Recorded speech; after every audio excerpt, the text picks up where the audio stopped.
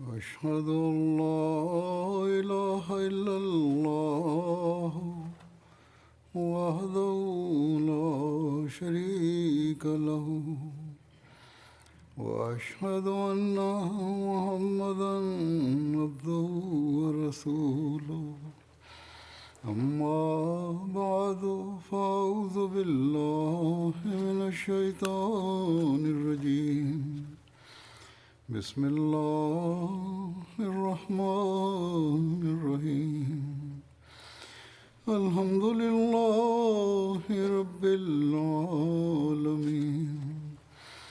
الرحمن الرحيم مالك يوم الدين إياك نعبد وإياك نستعين اهدنا الصراط المستقيم صراط الذين أنعمت عليهم غير المغضوب عليهم ولا الضالين إن الله يأمر بالعدل والإحسان وإيتاء ذي القربى وينهى عن الفحشاء والمنكر والبغي يعظكم لعلكم تذكرون. Allah gebietet Gerechtigkeit und uneigennützig Gutes zu tun und zu spenden wie den Verwandten. Und er verbietet das Schändliche, das offenbar Schlechte und die Übertretung. Er ermahnt euch, auf dass ihr es beherzigt.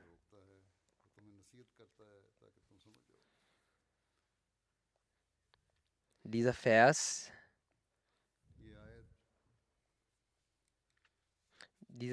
wird jeden Freitag und an beiden Eid-Tagen in der zweiten Chutba, also der Chutba Thani, rezitiert. Darin werden unter anderem einige gute Taten erwähnt, die Allah gebietet zu tun. Auch werden einige Übel erwähnt, vor die Allah warnt. Es ist die Kennzeichnung eines wahren Gläubigen, dass er gemäß Allahs Geboten handelt, um seinen Glauben zu befestigen.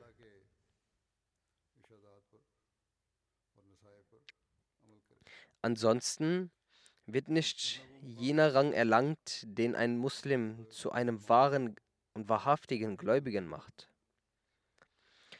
Die guten Taten, die in diesem Vers erwähnt werden, sind Adl, also Gerechtigkeit, Ihsan, uneigennützig Gutes tun, und Ita'izil Qurba, zu sprechen wie den Verwandten. Über diese werde ich Aussagen des verheißenen Messias a.s. präsentieren, die er in diversen Büchern niedergeschrieben hat und in verschiedenen Sitzungen auch erwähnt hat. Auch wenn die Aussagen denselben Kern umkreisen, haben sie doch die Weisheiten, die darin sind, ihre eigene Form. Sie leiten uns dazu, unser Leben gemäß den Geboten Allahs zu leben.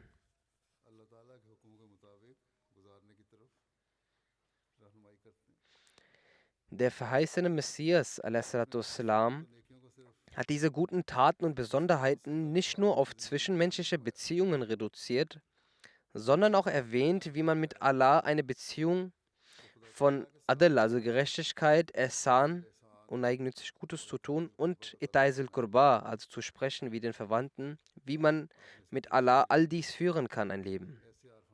Der verheißene Messias hat die Exegese in einer solch erkenntnisvollen Art verfasst, wodurch man in der Beziehung zu Allah wahrhaftige Erkenntnis erhält. Sie führt zu neuen Ebenen des Glaubens und der Überzeugung für die Gläubigen. Ich werde nun einige Aussagen vor Ihnen legen. Der Mensch sollte sie sich vor Augen halten und versuchen, sie in sein Leben umzusetzen. Daraus erhalten wir eine solche Leitung, die uns mit Allah verbindet und uns darauf aufmerksam macht, die gegenseitigen Rechte zu erfüllen. So wird auch eine wunderschöne Gesellschaft geschaffen, die die Rechte Allahs und die Rechte der Mitmenschen erfüllt. Das ist genau das, was den Frieden in der Gesellschaft und der gesamten Welt garantiert. Traurigerweise ist die Mehrheit der Welt darauf fokussiert, die gegenseitigen Rechte zu verletzen, sei es die islamische Welt oder die nicht-islamische Welt. Muslime verwenden zwar Allahs Namen, aber verüben in seinem Namen auch Unheil und Feindschaft aus. In einer solchen Situation ist es die Verantwortung der Anhänger des verheißenen Messias salam und ihre Aufgabe, dass sie Allahs Gebote vor Augen halten, sich selbst reformieren und sich um die Reform der Welt bemühen. Der verheißene Messias salam sagt: Gott hat dir befohlen, mit ihm und seiner Schöpfung gerecht umzugehen. Das heißt, die Rechte Allahs und die Rechte der Mitmenschen zu erfüllen. Und wenn du über dem mehr kannst, dann nicht nur mit Gerechtigkeit handeln, sondern mit Ihsan, also mit Güte und Wohltätigkeit handeln. Das heißt, mehr als zu tun, als es die Pflicht ist. Und dient Gott mit einer solchen Aufrichtigkeit an, als ob ihr ihn sehen würdet. Zuerst also wurden die Rechte Allahs angesprochen und dann wurde zudem gesagt, dass man Gott in einer solchen Art dienen soll, als würde man ihn sehen. Weiter sagt er: Und behandle die Menschen neben ihren Rechten mit mehr Güte. Und wenn du mehr als das tun kannst, dann bete Gott an und diene Allahs Schöpfung auf eine solche selbstlose und uneigennützige Weise. Das heißt, dass man Gott uneigennützig anbeten soll und nicht mit einem Zweck vor Allah steht.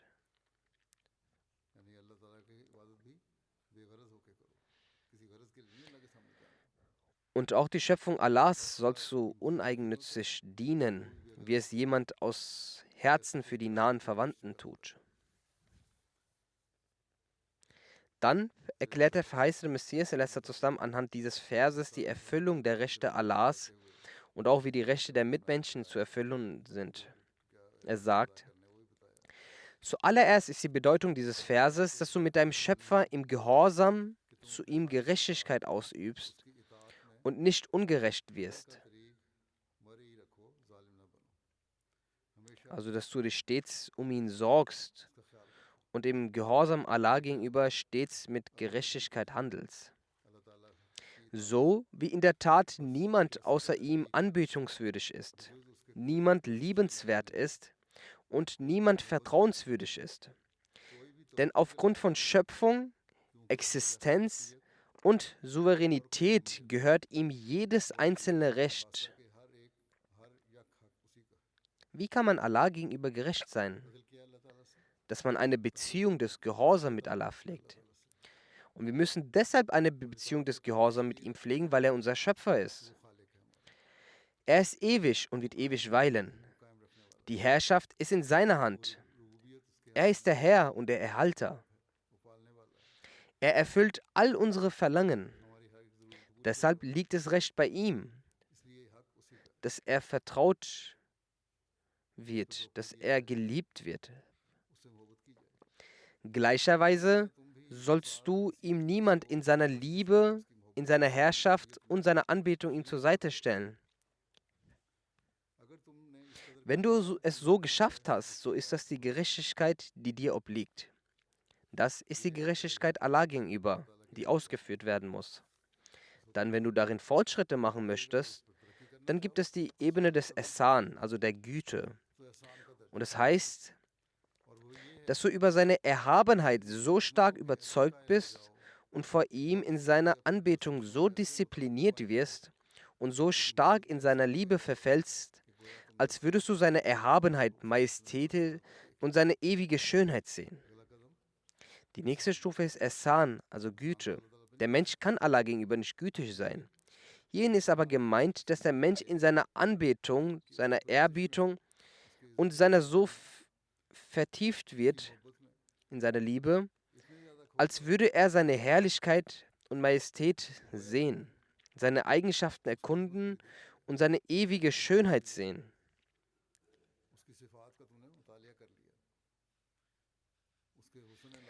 Dann sagt der verheißene Messias weiter, danach gibt es den Rang der Itaisil Qurba, also zu spenden wie den nahen Verwandten. Und das bedeutet, dass deine gesamte Anbetung, Liebe und Gehorsamkeit von künstlicher Art rein ist. Zuerst ist es möglich, dass der Mensch in seiner Anstrengung des Ehsan etwas künstelt und vorspielen muss. Aber es muss in einer solchen Rang erlangt werden, der rein von Künsteln ist, so dass der Mensch aus Begeisterung und Leidenschaft heraus Allah anbetet und seine Herrlichkeit erkennt. Und dass der Mensch ihn in einer solch befreundeten Art erinnert, als würdest du beispielsweise seine Väter erinnern. Und ihre Liebe zu ihm wird wie die eines Kindes sein, das seine liebvolle Mutter liebt. Weiter sagt er, und andererseits ist die Bedeutung dieses Verses, der sich auf das Mitgefühl der Menschheit und des Dienstes an die Menschheit bezieht,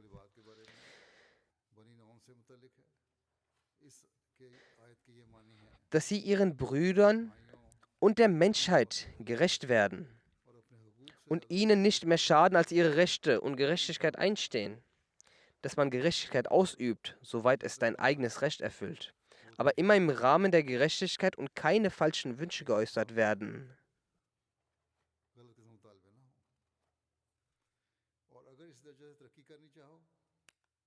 Wenn ihr einen höheren Rang erreichen möchtet, so ist es der Rang des Ehsan, der Güte.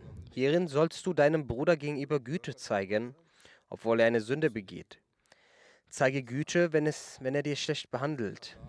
Das ist Güte. Wenn er dir Schaden zufügt, so versuche du, ihm Freude zu bereiten und behandle ihn mit Güte. Hiernach kommt der Rang des Itaisil Qurba. In diesem sollte es keine Gefälligkeit geben, egal wie sehr du deinen Bruder gut behandelst oder für die Besserung der Gesellschaft strebst. Man sollte hierfür keinerlei Gefälligkeit verlangen.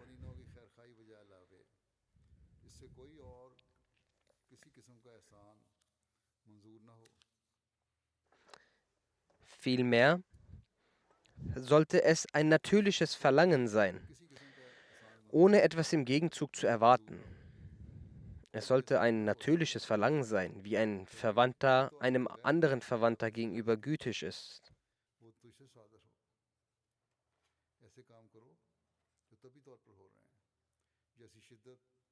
So wie ein Verwandter mit einem anderen Verwandten umgeht. Es sollte keine Erwartungen geben, sondern nur ein herzliches Verlangen. Das ist der höchste Rang der charakterlichen Eigenschaften. Das Mitleid mit dem Mitmenschen sollte komplett frei von persönlichen Vorteilen sein. Das Mitgefühl mit den Mitmenschen sollte eine Stufe erreichen, dass es natürlich und von selbst passiert, ohne dass man dafür einen Dank oder Gebet oder etwas anderes erwartet.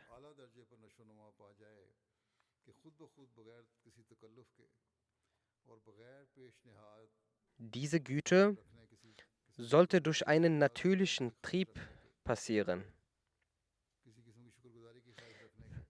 Also man sollte weder einen Dank erwarten oder dass jemand für einen betet.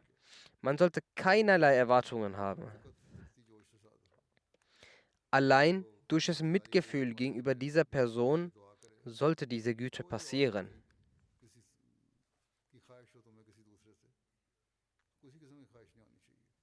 Das ist das Verhalten, das wir zunächst gegenüber unseren Mitmenschen umsetzen müssen. Dann sollten wir andere Menschen dazu bringen.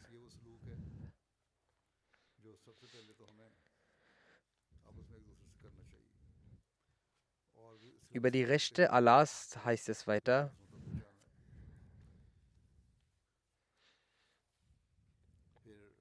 Bezüglich den Rechten Allahs bedeutet dieser Vers, dass man gerechterweise Allahs Geboten folgt. Er hat dich erschaffen und dich versorgt und er tut es jederzeit. Daher ist es sein Recht, dass du seinen Geboten folgst. Allah hat also euch erschaffen, euch versorgt mit weltlichen Gütern. Daher ist es sein Recht, dass ihr ihm gehorcht. Falls ihr dann voranschreiten wollt, so solltet ihr seine Gebote ausfolgen. Die erste Stufe ist nur Gerechtigkeit, nämlich, dass man Gott gehorcht, weil er uns erschaffen hat und uns versorgt hat.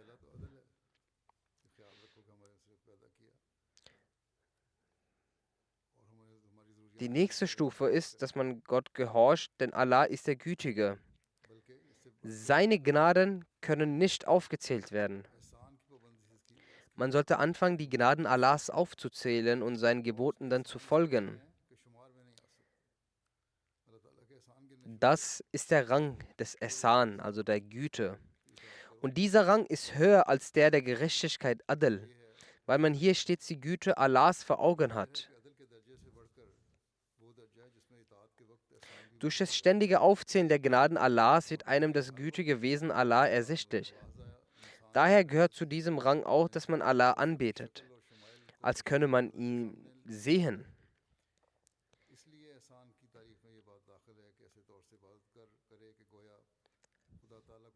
Dieser Rang der Güte bedeutet, dass man das gütige Wesen Gottes erkennt.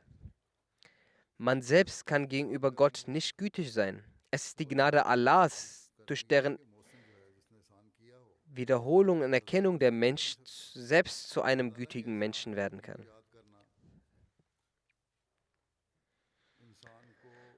Um Gottes Ehsan, also Gottes Güte, zu erkennen und zu gedenken, gibt es diese Methode. Der Verheißene Messias sagte, wenn jemand dir etwas Gutes tut, dann sieht man das Gesicht und die Besonderheiten der Person. Wenn diese Eigenschaften von einem erscheinen, dann kommt es zu einer Beziehung des Herzens mit dieser Person. Wenn diese Beziehung in Bezug zu Gott entsteht, dann wird man aufrichtig und ehrlich nur ihn anbeten. Dieser Gottesdienst sollte so sein, dass währenddessen der Gedanke vorhanden ist, als würde man Gott sehen.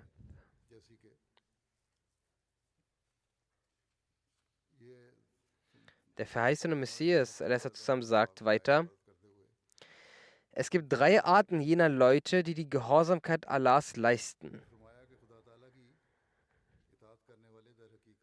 Erstens jene, die aufgrund des Vorhangs bzw. Hindernisses und der weltlichen Mittel die Güte Allahs nicht genau erkennen können. Es liegt also ein Vorhang über diese Erkenntnis, oder sie haben mehr Vertrauen in weltliche Mittel. Daher können diese die Güte Allahs nicht auf die richtige Art verstehen. Des Weiteren entsteht in ihnen auch keine Leidenschaft oder Emotionalität, weil sie es nicht richtig erkennen. Auch ist in ihnen nicht die Liebe vorhanden, die entsteht, wenn auf die großartigen Gaben des Gütigen geschaut wird. Wenn das Wesen Allahs nicht auf die richtige Art erkannt wird und sein Antlitz nicht vor einem erkennbar ist, über seine Güte nicht betrachtet und allgemein über ihn, beziehungsweise über das Rububiyat Gottes, der Mensch nicht auf die richtige Art nachdenkt, dann kann die Leidenschaft und Emotionalität auch nicht entstehen.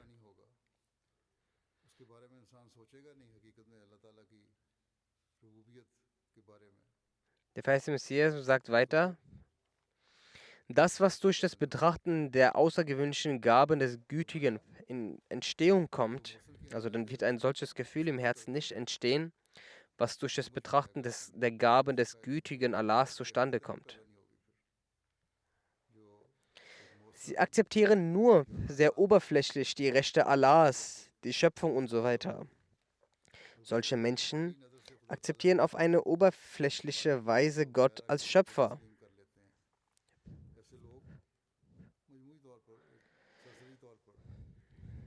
So dass sie sagen, ja, Allah ist der Schöpfer, er hat uns erschaffen. Sie haben jedoch kein tiefgründiges Wissen darüber. Sie erkennen nicht die Güte des Göttlichen, die durch die tiefgründige und feine Betrachtungsweise der Einzelheiten der Güte erkennbar wird. und dadurch der wahrhaftige Gütige erkannt wird. Sie betrachten nicht auf eine tiefgründige Weise und was Gott als Schöpfer von uns erwartet. Sie schauen nicht auf die Details, da der Staub der weltlichen Mittel sie daran hindert, das Antlitz des wahren Schöpfers zu erkennen. Es sind weltliche Mittel, beziehungsweise der Staub dieser Mittel, was dazu führt, dass sie das wahre Antlitz Gottes nicht erkennen können. Daher erlangen sie nicht den scharfen Blick, durch das in Vollkommenheit die Schönheit der wahren Perle gesehen werden kann.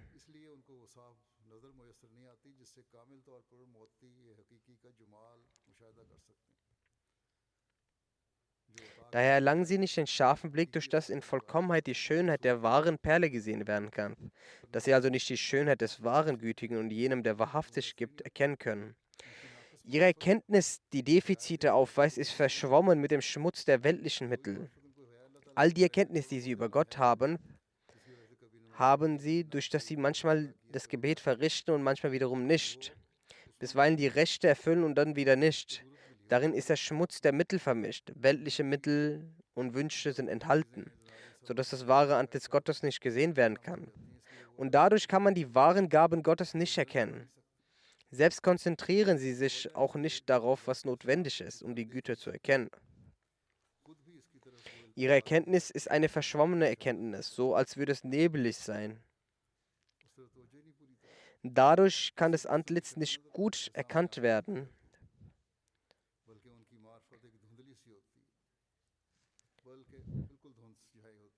Da weil sie etwas auf ihre Anstrengung und Mittel vertrauen und als Formalität anerkennen, dass Gott der Schöpfer und Versorger ist.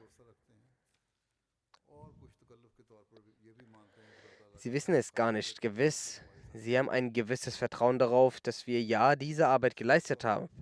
Wir besaßen dieses Wissen, deshalb haben wir unser Ziel erreicht. Sie vertrauen allein darauf. Gleichzeitig hat auch die Religion einen gewissen Effekt. Ein Leben in einer religiösen Atmosphäre hat auch einen gewissen Einfluss. Das Schöpfungsrecht Allahs, das er uns geschaffen hat, uns Unterhalt bereitgestellt hat, für uns Lebensmittel geschaffen hat, all das hat man auch im Hinterkopf. Man befindet sich in einem gemischten Zustand. In diesem gemischten Zustand können diese Menschen das Antlitz Gottes nicht klar sehen. Und da Gott den Menschen nicht mehr belastet, als er zu verstehen in der Lage ist, möchte er, während sie sich in diesem Zustand befinden, dass sie für ihre Rechte dankbar sind. In dem folgenden Vers, Inna Allah ya'muru bil adli wal ihsan, ist genau damit gemeint. Auch hier findet die Barmherzigkeit Allahs Platz. Diejenigen, die das Antlitz Allahs nicht vollständig sehen können. Allah behandelt auch diese mit Barmherzigkeit und akzeptiert ihren Zustand.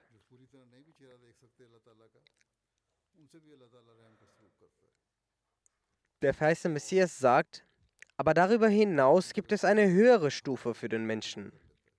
Gerechtigkeit ist die Basis, ein Mindeststandard für den Muslim.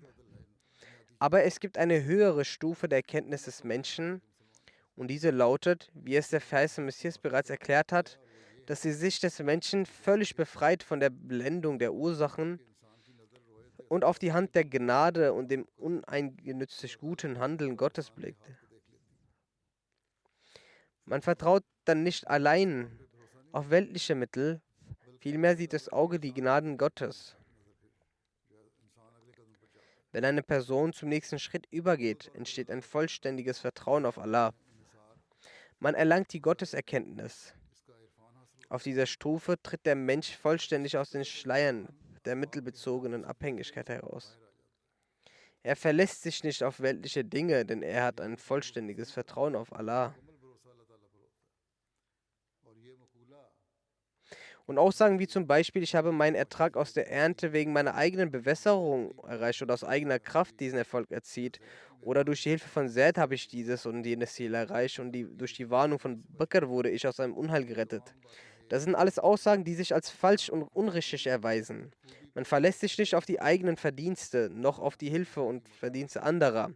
Alle Dinge werden unbedeutend. Man erkennt die Hand eines Wesens und einer Macht und eines Wohltäters. Dann sieht der Mensch die Gnade Gottes mit klarem Auge, ohne den kleinsten Anteil von Vertrauen auf anderen Mitteln. Wenn Allah auf diese Weise sichtbar wird, dann kann der Mensch die Gnade Allahs erkennen. Und diese Ansicht ist so klar und so sicher, dass der Mensch, wenn er einen solchen Wohltäter anbetet, ihn nicht als abwesend betrachtet, sondern ihn als gewiss präsent erachtet und ihn anbetet. In diesem Zustand betrachtet der Mensch Allah vor sich, egal ob er den Gottesdienst leistet oder das Gebet verrichtet. Und die Bezeichnung dieser Anbetung ist im Heiligen Koran als Ihsan, also Gnade, geschrieben.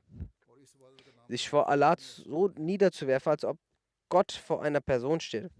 Der verheißene Messias sagt in Bezug auf Allah, bezeichnet der den Koran als Ihsan, Gnade. Und in den Büchern Sahih Bukhari und Muslim erklärte der heilige Prophet diese Bedeutung als Ihsan. Dann wird an dieser Stelle kein Schlussstrich gezogen, sondern es geht weiter. Nach dieser Stufe gibt es eine weitere Stufe, die Itai Zil Qurba heißt, also zu spenden wie den Verwandten. Und die Erläuterung dazu lautet, wenn eine Person für eine gewisse Zeit die Gnade Gottes ohne Teilhabe ansieht,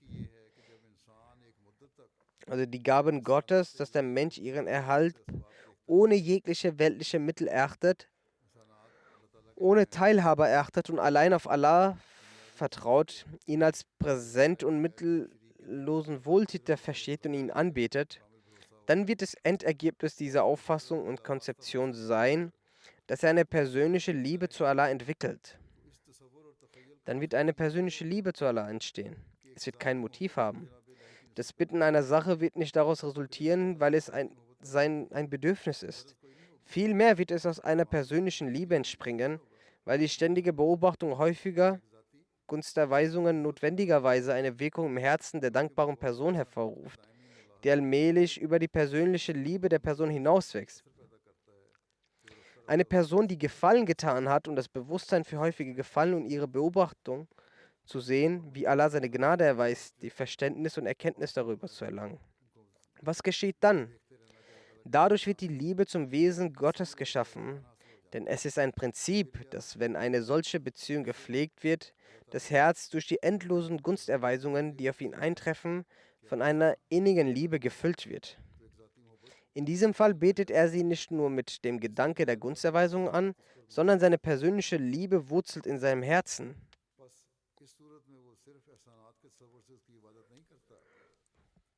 In der ersten Stufe das Anbeten Allahs, um etwas zu erbitten. Dann in der zweiten Stufe das Anbeten Gottes, weil man ihn als Ursprung aller Sachen erachtet. Das ist eine Form des uneigennützigen Handelns, die Kenntnis. Dann nochmal eine Stufe weiter dient die Anbetung nicht dazu, um etwas zu erbitten, sondern wegen der persönlichen Liebe, die man für Allah hat. Aus diesem Grund gedenkt man Allah, deswegen betet man Allah an.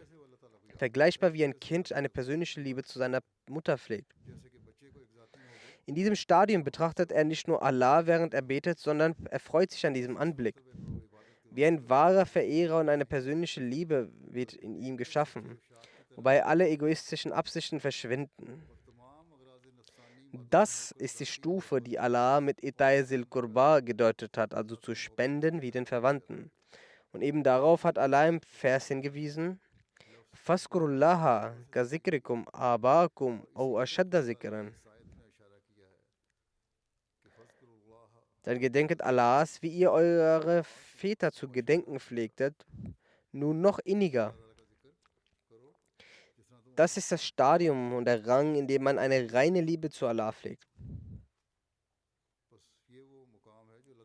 Dann sagt der verheißene Messias al-Islam, kurzum ist die Exegese des Vers Inna Allah ya'muru bil adli wal ihsani wa ita'i zil qurba. Darin hat Allah die 3 Stufen der menschlichen Erkenntnis erwähnt und die 3. Stufe als die Stufe der persönlichen Liebe erklärt.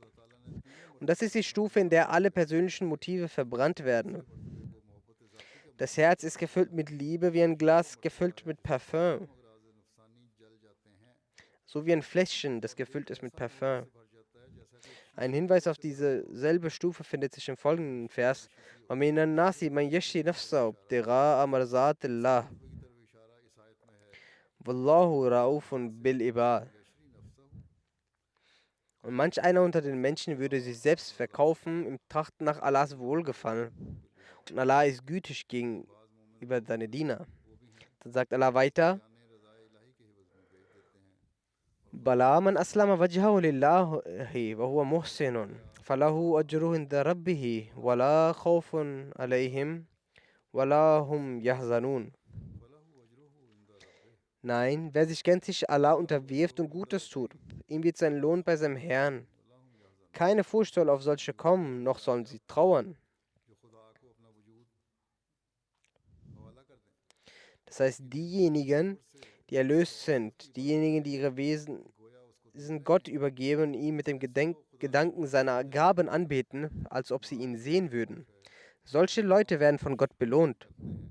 Und sie haben keine Angst, noch trauern sie. Mit anderen Worten,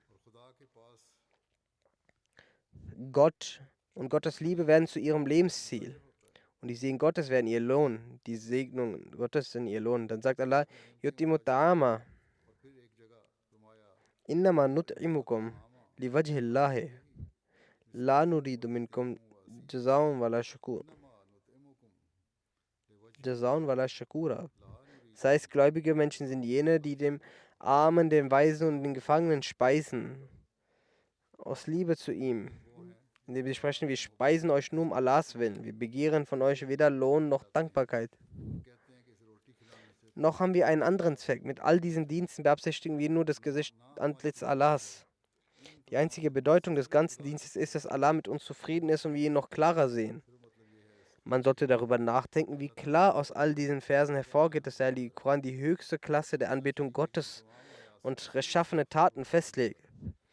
Dass die Liebe zu Gott und der Wunsch nach dem Wohlgefallen Allahs aus einem aufrichtigen Herzen kommen sollte. Und um die wahre Liebe Allahs zu erlangen, muss man, wie in diesen Versen erwähnt, ein persönliches Mitgefühl und Beziehung zu seiner Schöpfung aufbauen.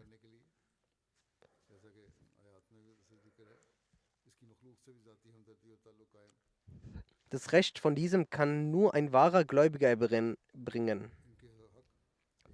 Dann sagt der Vers des Messias weiter, was möchte Allah von euch? Das sagt so im Buch Gashtienu, die Arche Noahs.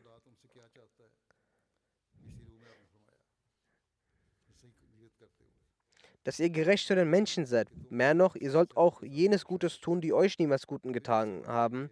Darüber hinaus sollt ihr mit den Geschöpfen Gottes auf eine so barmherzige Art verfahren, dass diese Behandlung einem Blutsverwandten gegenüber gleichkommt, gemäß dem Vorbild der Beziehung von Mutter und Kind. Einem Menschen einen Gefallen zu tun und ihm Gnade zu erweisen, das beinhaltet im Verborgenen einen Anteil an Egoismus und Selbstdarstellung. Man mag bisweilen dazu verleitet werden, den Gefallen geltend zu machen und seinem Gegenüber schließlich vorzuhalten. Das Verhalten einer Mutter gegenüber ihrem Kind hingegen ist ein selbstloses und uneigennütziges. Die höchste Stufe an rechtschaffenen Taten ist jener natürliche Drang wie der einer Mutter. Dieser Vers bezieht sich nicht nur auf das Verhalten gegenüber Menschen, sondern im Umkehrschluss auch auf das gegenüber Gott. Wir können nur gerecht gegenüber Gott sein, wenn wir gerecht gegenüber seinen Geschöpfen und Segnungen erinnern, seine Dankbarkeit gedenken sowie gehorsam sind. Gnade gegenüber Gott beinhaltet den unerschütterlichen Glauben an seine Existenz, als ob wir ihn mit unserem eigenen Auge leibhaft sehen würden. Die Behandlung Gottes wird die Blutsverwandten, wenn man den Vers auf Gott anwendet, bedeutet, dass wir ihm dienen und seine Gebete darbringen, weder aus Begierde für das Paradies noch aus Furcht vor der Hölle. Selbst wenn man annimmt, dass die Vorstellung von Paradies und Hölle nicht existieren, müsste unser Gebet mit brennender Liebe und Gehorsam ausgefüllt werden. Das ist die reine Liebe zu Allah, welche vorher im Detail erwähnt wurde im Buch Arche Noahs. Dann auf die Rechte der Mitmenschen sagt er, Allah gebietet Gerechtigkeit und mehr noch Güte zu zeigen und mehr noch als Güte. Ihr sollt mit den Leuten so umgehen, als ob sie eure Nächsten und Verwandten seien. Es gibt also nur 3 Stufen. Die erste Stufe, der Mensch handelt nach Gerechtigkeit, das heißt, er bittet um das gleiche Recht, was ihm zusteht. Die nächste Stufe ist die der Güte. Und wenn er noch höher geht, steht nicht einmal die Güte im Mittelpunkt, sondern er zeigt gegenüber den Menschen ein solches Mitgefühl wie das einer Mutter ihrem Kind gegenüber. Das heißt, aus einem natürlichen Eifer heraus und nicht mit der Absicht der Güterweisung. Das ist die Zusammenfassung der Rechte der Mitmenschen. An einigen Stellen hat er den Andersgläubigen auch erklärt, was die Schönheiten des Islam sind. Der Gemeinde anweisend, sagte er, so hat er das an verschiedenen Stellen getan, geht mit der Schöpfung Allah so um, als wärt ihr deren wahre Verwandte. Das ist der höchste Rang des Paradies. Das ist der höchste Rang, denn in der Güte ist ein Teil der Prahlerei. Wenn einer die erwiesene Güte nicht anerkennt, dann sagt der Güte zeigende schnell, ich habe jene Güte dir erwiesen. Aber die natürliche Liebe, die die Mutter zum Kind hat, ist keine Prahlerei.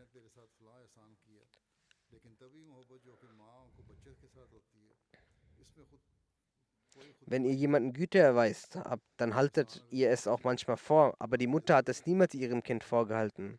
Wenn auch ein König der Mutter den Befehl gibt, wenn du das Kind tötest, wirst du dafür nicht belangt werden. So wird sie es nicht niemals anhören und den König sogar schlecht reden, obwohl sie es auch weiß, dass sie bis zu seinem Heranwachsen sterben wird. Aber trotzdem, wegen der ausschließlichen und persönlichen Liebe wird sie das Kind niemals verstoßen. Oftmals sind Eltern alt und sie bekommen Kinder und sie haben keine besondere Hoffnung, um von den Kindern Nutzen zu ziehen. Trotzdem lieben und ziehen sie dieses Kind auf. Das ist eine natürliche Sache. Die Liebe, die bis zu diesem Punkt gelangt, so wurde darauf in dem Geben der Nachverwandten hingewiesen. Solch eine Liebe sollte man zu Gott haben. Weder der Wunsch nach Rang noch die Angst vor der Verschmähung.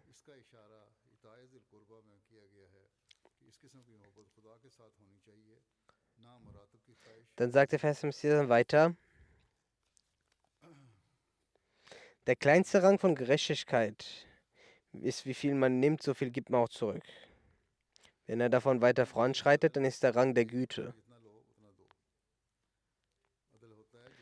So ist der Rang der Güte, dass er so viel, wie viel er nimmt, auch zurückgibt und noch mehr zurückgibt.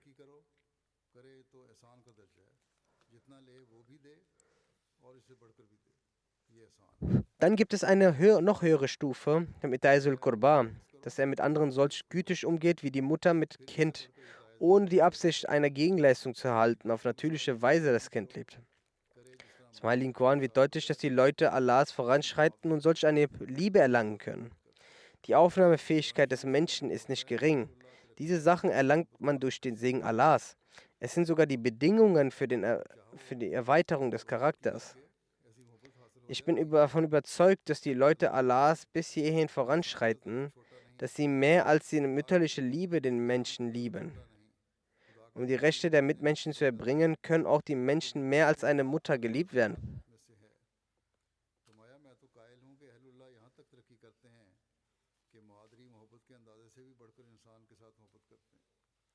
Dann sagt er weiter, der feiste Messias, der Zustand der Gerechtigkeit ist dieser, welcher der Zustand eines Gläubigen in dem unbeherrschten Trieb ist. Für die Berichtigung dieses Zustandes wurde die Gerechtigkeit gelehrt. Um aus den schlechten Taten herauszukommen, aus den schlechten Gedanken zu entfliehen, so ist das auch ein Zustand der Gerechtigkeit. Darin muss der Trieb angefochten werden. Den Trieb zu bekämpfen ist auch eine Form der Gerechtigkeit, um sich vor den Sünden zu schützen. Zum Beispiel muss man das Darlehen von jemandem entrichten, aber die Seele möchte dies unterschlagen und es vergeht auch zufällig die Zeit davon. In solch einer Situation wird der Trieb noch entschlossener und wird ungezügelt. Nun kann auch das Gesetz nicht nach ihm verlangen, aber das ist nicht richtig.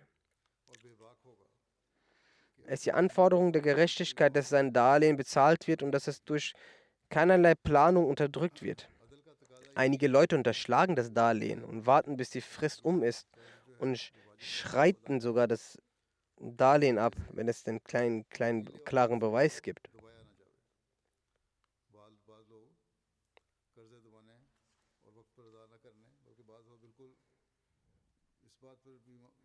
So sollten diese aber wissen, dass Allah ihre Taten sieht. Und zweitens möchte ich auch ergänzend sagen, dass der Streit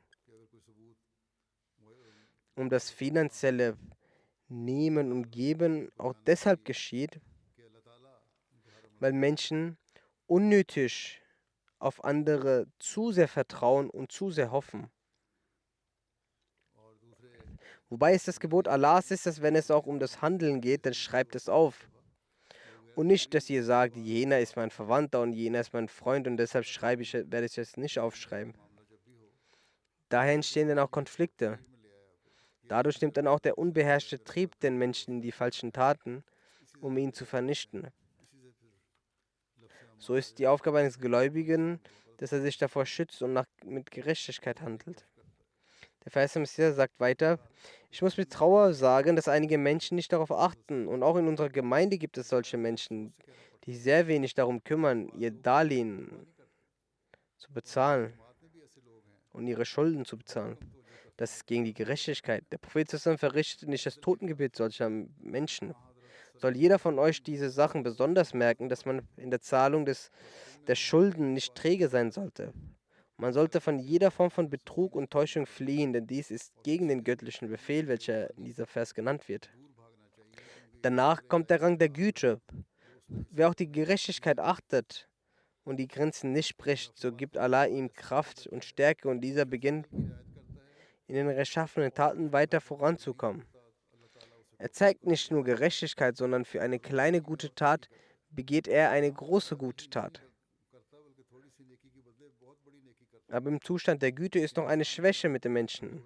Und die ist, dass er zum Beispiel zu einer Zeit diese gute Tat erwähnt und vorhält. Zum Beispiel, wenn jemand einen anderen für 10 Jahre und an einer Stelle hört er nicht auf, ernährt und an einer Stelle hört er, so sagt er dann, dass jener ist der Sklave von unserem Brot der letzten 10 Jahre und so verliert er die gute Tat die Wirkung. In Wahrheit ist in einem, der gütig ist, auch eine verborgene Prahlerei. Es ist eine verborgene Prahlerei in einem, der gut ist. Aber der dritte Rang ist von jeder Vermengung und Dreck und das ist der Rang des Itaisul Qurba. Der Rang von Itaisul Qurba ist der Rang des Naturzustandes, also der Punkt, wenn von dem Menschen gute Taten ausgehen. So geschieht es, als wäre es eine natürliche Anforderung. Wie das Beispiel einer Mutter, die ihrem Kind Milch gibt und das aufzieht. Sie denkt nicht einmal daran, dass er mal groß wird und mir dienen wird. Bis hierhin, dass wenn auch ein König ihr befiehlt wird, dass wenn du dein Kind keine Milch gibst und er davon dann stirbt, so wirst du dann nicht danach belangt werden. Selbst bei diesem Befehl von ihm wird sie nicht aufhören, dem Kind die Milch zu geben, sondern solch einem König wird sie verspotten, beleidigen, weil das Aufziehen von diesem Kind für sie eine natürliche Anforderung ist und nicht auf eine Hoffnung und Furcht beruht. Genauso, wenn ein Mensch Fortschritte in Frömmigkeit macht und diesen Rang erlangt, dass er fromme Handlungen begeht, als würden diese auf natürliche Art geschehen. Das ist der Zustand, der als Mutmainna, also Trost, bezeichnet wird. Eine Mutter erträgt Trauer und Schmerz für sich, sagt der verheißene Islam, aber versucht dem Kind Ruhe und Komfort zu geben. Selbst legt sie sich auf einen nassen Boden und den trockenen Bereich des Bettes gewährt sie dem Kind. Wenn das Kind krank wird, dann ist sie nachts wach und erträgt vielerlei Schmerzen. Sagt nun, das, was eine Mutter für ihr Kind tut, liegt darin etwa zur Schaustellung vor? Dies geschieht nur aus reiner Liebe heraus, die wichtig ist, um die Rechte Allahs und der Mitmenschen zu erfüllen. Der Vers sagt, ihr sollt euch auch vom Rang des Ehsan, also der Güte, weiterentwickeln. Macht Fortschritte zum Rang des Itaisul Qurba. Begeht fromme Handlungen gegenüber der Schöpfung Allahs aufgrund der natürlichen Liebe und der natürlichen Emotionen und Leidenschaft. Die Liebe zur Schöpfung Allahs sollte so vorhanden sein, dass überhaupt keine zur Schaustellung vorhanden ist. Allah sagt, La nuridu minkum jazaan wala shukura.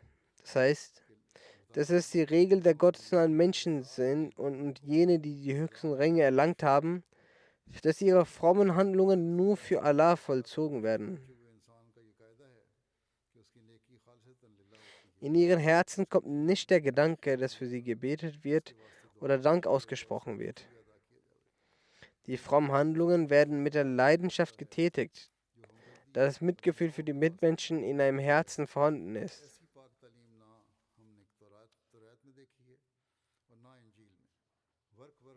Eine solche reine Lehre haben wir weder in der Tora noch im Evangelium gesehen. Ich habe Seite für Seite gelesen, aber solche Lehre dort nicht gefunden.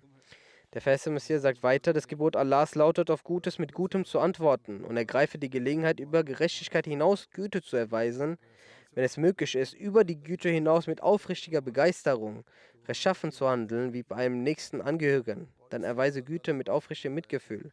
Gott erweist Vergebung, wenn man gemäß seinen Geboten über die Grenzen der Grundrechte hinauszugehen. Dabei ist Mäßigung zu halten. Du sollst dich von der Güte abhalten, die der Verstand ablehnt, also Güte erweisen, ohne die Mittel zu besitzen.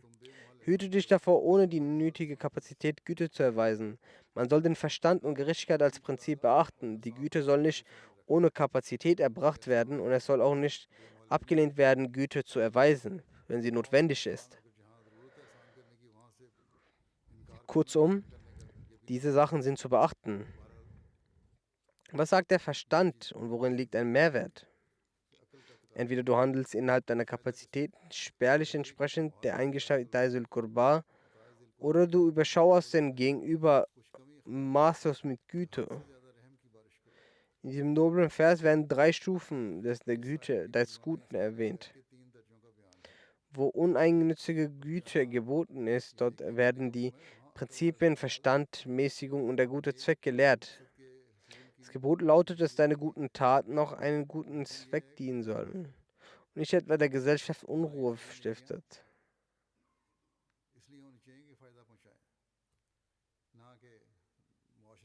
So würden Eltern, da sie ihr Kind lieben, zu einem Wohl niemals Feuer legen. Der richtige Zweck ist also das Stiften von Gut. Dafür ist es notwendig, die 3 Prinzipien zu wahren. Vers 4 sagt weiter, die erste Stufe lautet, auf eine gute Tat mit einer solchen zu antworten. Das ist kein geringes Niveau.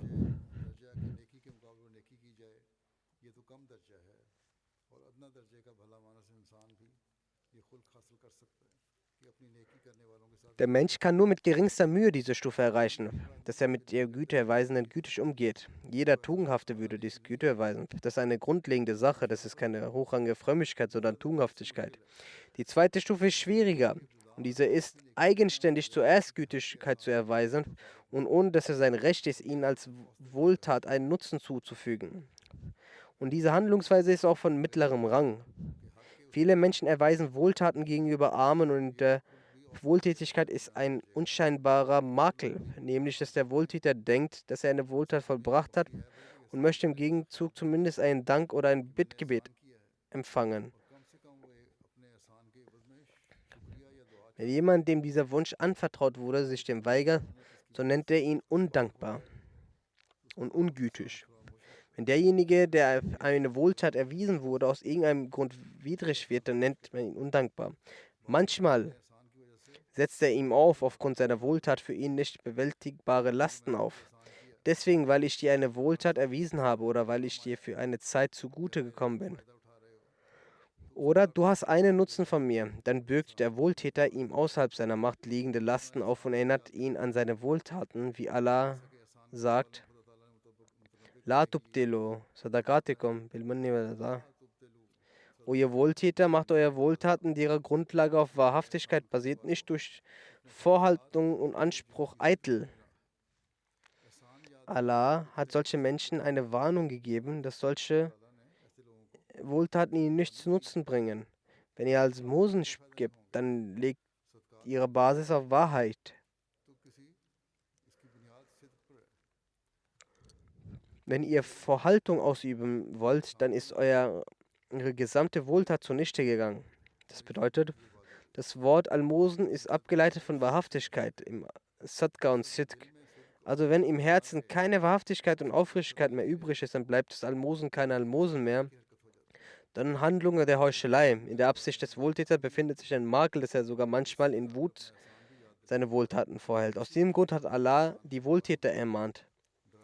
Als dritten Rang der Wohltätigkeit nennt Allah, dass man sich gar nicht der Wohltat bewusst wird und auch nicht der Dankbarkeit vor Augen hält, sondern dass die Frömmigkeit aus solch einer Fülle der Sympathie hervorgeht, wie jemand sehr nahestehendes, beispielsweise seine Mutter aus Leidenschaft, Sympathie ihrem Kind gegenüber. Das ist der letzte Rang der Wohltätigkeit, nachdem ein weiterer Fortschritt nicht möglich ist. Doch Allah hat all diese Ränge der Wohltätigkeit von Ort und Umstand abhängig gemacht und im oben beschriebenen Vers klar gemacht, dass wenn diese Frömmigkeit nicht an die jeweiligen Umstände angepasst werden, dann werden diese zu Bosheiten. Das ist auch eine Mahnung, dass wenn die Wohltaten nicht den Umständen entsprechend getätigt werden, nicht korrekt ausgeführt werden und auf der Erde Verderbnis und Bosheit ausrichten, dann dies keine Frömmigkeiten. Statt Gerechtigkeit wird es zur Sünde. Der weitere Teil hiervon wird ebenfalls erwähnt, also vom Schutz vom Bösen, dass Gerechtigkeit dann zur Sünde wird. Das heißt, so sehr die Grenze überschreiten, dass es eine unreine Form annimmt und genauso wird er statt Güte die Form von Ablehnung annehmen. Der Mensch wird also keine Güte tun, sondern zum Abweisenden werden. Das heißt, jener Zustand, den der Verstand und Bewusstsein ablehnen und statt zu spenden wie den Verwandten, wird er ungehorsam werden. Das bedeutet, dass dieses ungesäumte Mitgefühl wird eine schlechte Form annehmen. In Wahrheit nennt man Bari, also aufständig, jenen Regen, der übermäßig niederschlägt und Felder ruiniert und mangelt bei der angemessenen Pflichterfüllung. Nennt man Bari, also aufständig. Auch wenn das Übertreiben bei den rechtmäßigen Pflichten ist Bari. Wenn es einen Mangel gibt, dann nennt man es auch Ungehorsam und auch für die Übertreibung bei den rechtmäßigen Verpflichtungen wird die Bezeichnung Bari, also Ungehorsam, genutzt. Folglich, wer diesen drei Ebenen nicht folgt, diese Person wird zur Schlechtigkeit gehen. Deshalb wurde mit diesen dreien die Bedingung von Anlass und Situation festgesetzt. An dieser Stelle sollte beachtet werden, dass reine Gerechtigkeit, Güte oder Mitgefühl nicht als Sil Qurba, also Spenden wie den Verwandten genannt werden kann. Sondern im Menschen sind alle Gemütszustände und Fähigkeiten natürlich, die auch schon in Kindern vor dem Eintritt von Vernunft zu finden sind. Doch für gutes Verhalten ist Vernunft die Bedingung und daher ist es die Bedingung, dass jeder Gemütszustand und Fähigkeit entsprechend den Anlässen angewendet wird. Dann gibt es bezüglich der Güte auch eine weitere Anweisung des Koran, das Alif Lam geschrieben steht. Und es als Besonderheit auftritt, um alle mit auf die Beachtung von Anlass und Situation hinweist. Das heißt, all diese Fähigkeiten wurden speziell zugeteilt, dass es folgende Eigenschaften gibt für folgende Dinge.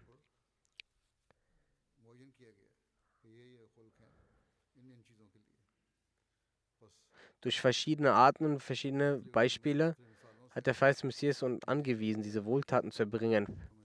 Diesbezüglich schreibt der Verheißene Messias auch ein Erlebnis von sich in Bezug auf Vollbringung einer Tugend und Güte. Güte ist eine sehr schöne Sache. Hierdurch kann der Mensch über große Feinde von ihm obsiegen. So gab es einen Mann in Sialkot, der mit jedem Streit hatte. Und es gab keinen Menschen, mit dem er versöhnt war. Sogar seine Brüder und Nahestehende hatten ihn satt. Ich hatte mit ihm ganz gewöhnlich gehandelt. Und er war niemals bösartig deshalb zu mir. Immer wenn er mich traf, traf er mich mit sehr viel Respekt und sprach mit mir. So kam auch ein Araber zu uns und er war ein großer Feind der Wahhabiten. Wenn vor ihm die Wahhabiten erwähnt wurden, fing er an zu beleidigen. Er kam hier und fing an, Wahhabi zu beleidigen. Wir haben ihm sehr geholfen, sehr gedient, ihn eingeladen. An eines Tages, als er wütend Wahhabiten beleidigte, sagte eine Person zu ihm: Derjenige, bei dem du lebst, ist doch auch ein Wahhabi, also auf den Vers Messias kennzeichnend. Daraufhin wurde er ruhig. Der Vers Messias sagt: Derjenige, der gesagt hat, dass er auch Wahrheit ist, das war nicht falsch, dass er mich Wahhabi nannte, denn im Heiligen Koran und nach dem Heiligen Koran an die wahren Ahadith zu glauben. Das sehe ich auch an. Jedenfalls ging der Mann nach einigen Tagen wieder und traf mich nach einiger Zeit wieder in Lahore. Auch wenn er es nicht tolerierte, die Gesichter der Wahhabiten zu sehen, aber da er gut behandelt wurde, hemmte sich seine ganze Wut und begegnete mich sehr freundlich und liebevoll. Also nach mehrmaligem Auffordern nahm er mich mit und in einer kleinen Moschee, zu dessen Imam er ernannt wurde, setzte ich mich und er feschte mir wie ein Diener den Wind zu. Er hieß mich willkommen und sagte, dass ich etwas trinken soll. Sehen Sie also, wie sehr ein Gefallen die Herzen erobert. Dann sagt der Vers Messias, es gibt zwei Arten von Moral. Eins, was die Unwissenden heute präsentieren, dass wenn man jemanden trifft, dass man einfach dem immer zustimmt und durch Schmeicheln und alles bejaht. Aber diese Art ist gegen den Koran. Die zweite Art von Moral ist, wahre Güte zu zeigen, dass im Herzen keinerlei Zwiespalt und Bosheit ist und Heuchelei ist. So wie Allah sagt, Inna Allah ya'muru bil adli wal ihsani wa ita'i zil qurba. Das ist die vollkommene Art und jede vollkommene Art und Rechtsleitung ist in Gottes Wort. Wer sich dem entwirft, wird keine Rechtsleitung erhalten. Wahre Lehre und gute Lehre ist die Reinheit des Herzens, wer davon entfernt ist. Wenn du mit einem solchen Blick auf sie siehst, dann wirst du Dreck vorfinden. Man weiß nicht, wie lang das Leben geht. Versucht in Maß und Wahrheit fortzuschreiten. In euren Gebeten, in eurer Wahrheit und Reinheit sollt ihr euch weiterentwickeln, fortschreiten. Dann sagt der Vers des Messias, ich weise euch immer wieder darauf hin, dass ihr euren Rahmen der Gütigkeit nicht zumachen solltet. Und dass das, was Allah euch gegeben hat, also Inna Allah ya'muru bil adli wal ihsani wa ita'i zil qurba, dass ihr zuerst immer gütig seid und gerecht umgeht, dass jene Menschen, die mit euch gut umgehen, dass ihr auch mit ihnen gütig seid. Und die zweite Stufe ist, dass ihr noch gütiger seid. Das Ihsan. Und auch wenn der Rang des Ihsan größer als Adl ist, ist es eine große, gute Tat. Ist es doch möglich, dass derjenige, dem du gütig warst, er die Güte zurückgibt. Deshalb sollte der Mensch eine solche Güte zeigen, wo die natürliche Liebe, persönliche Liebe zeigt, wie die einer Mutter eines Kindes gegenüber. Und es bedarf keiner Schonheit, sondern es ist eine natürliche Emotion, wie die Mutter für das Kind bereit ist, alles aufzugeben.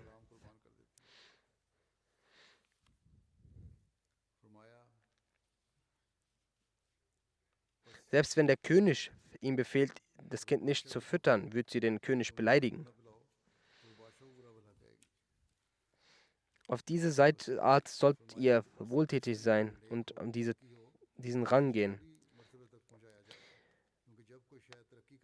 Erst wenn diese Sache stetig Fortschritt annimmt, kann sie vollkommen werden. Der Vers Messias sagt weiter, Gott sagt, ihr sollt mit all der ganzen Menschheit gütig umgehen und Gerechtigkeit mit den Mitmenschen umgehen. Und noch mehr sollt ihr mit den Mitmenschen gütig umgehen. Also Güte zeigen, die euch nicht auferlegt wurde. Aber selbst im Ihsan gibt es eine versteckte Bosheit bzw. eine versteckte Schwäche. Deswegen ist die vollkommene Güte, dass du die Menschen so mit ihnen umgehst und so gütig mit ihnen bist, so wie eine Mutter mit ihrem Kind. Weil dies geschieht aus persönlicher und natürlicher Liebe. Es gibt im Herzen äh, nicht einmal den Gedanken, dass im Gegenzug das Kind mir etwas geben wird. Diese Wohltätigkeit, die dem Menschen entbracht wird, wird Itaisul Qurba genannt, also zu spenden wie denen den Verwandten. Es sollte also nicht nur mit den Nahestehenden wohltätig umgegangen werden, sondern mit jedem und ohne die Erwartung einer Gegenleistung. Und dies ist der Rang, von dem Allah uns sagt, wie es auch in Bezug der Beziehung mit Allah ist. Der Vers des Messias salam, hat diesbezüglich oft in seinen Büchern und Sitzungen erwähnt und sehr vehement darüber gesprochen. Und unter den Schönheiten, Besonderheiten des Islam hat er eine Besonderheit, die in keiner anderen Lehre der Religion vorhanden ist. Es ist unsere Pflicht, dass wir im Range mit der Beziehung zu Allah und den Mitmenschen versuchen, dementsprechend zu handeln.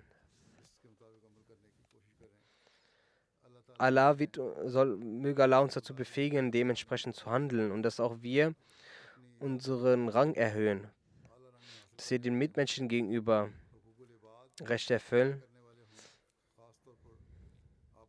dass wir den liebevollen Umgang zueinander pflegen, sodass wir zu einem Vorbild für die ganze Welt werden. Möge Allah uns dazu befähigen, dass wir dies umsetzen, sodass wir die Versprechen unseres Bäts erfüllen. Auch im Bad ist dies eine Bedingung, also der Mitgefühl gegenüber den Menschen. Jeden Freitag sollten wir nach dem Hören der Worte Allahs uns darauf konzentrieren, mehr Wohltaten zu erbringen und uns zu verbessern. Sonst bleibt kein Unterschied zwischen uns und den anderen bestehen.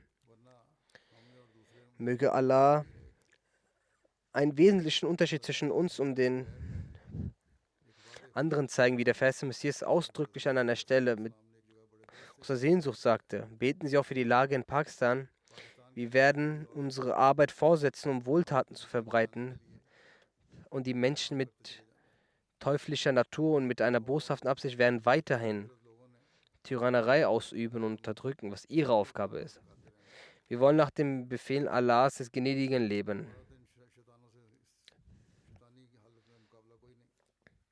Beten Sie auch immer, dass Allah unseren Glauben aufrecht erhält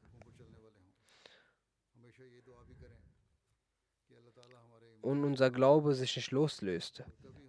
Mögen wir eine solche Beziehung zu Allah, dem Gnädigen, aufbauen, wie die des Itaisul Qurba, dann werden wir auch vermehrt Allahs Segen vor Augen halten.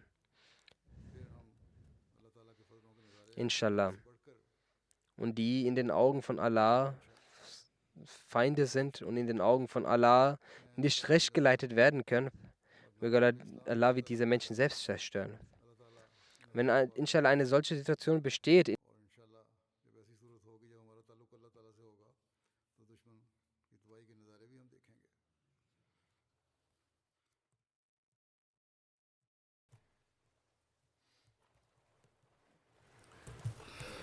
الحمد لله الحمد لله نحمده ونستعينه ونستغفره ونؤمن به ونتوكل عليه ونعوذ بالله من شرور أنفسنا ومن سيئات أعمالنا من يهده الله فلا مضل له ومن يضلل فلا هادي له ونشهد أن لا إله إلا الله ونشهد أن محمدا عبده ورسوله عباد الله رحمكم الله إن الله يأمر بالعدل والإحسان وإيتاء ذي القربى وينهى عن الفحشاء والمنكر والبغي يعظكم لعلكم تذكرون اذكروا الله يذكركم وادعوه يستجب لكم ولذكر الله أكبر.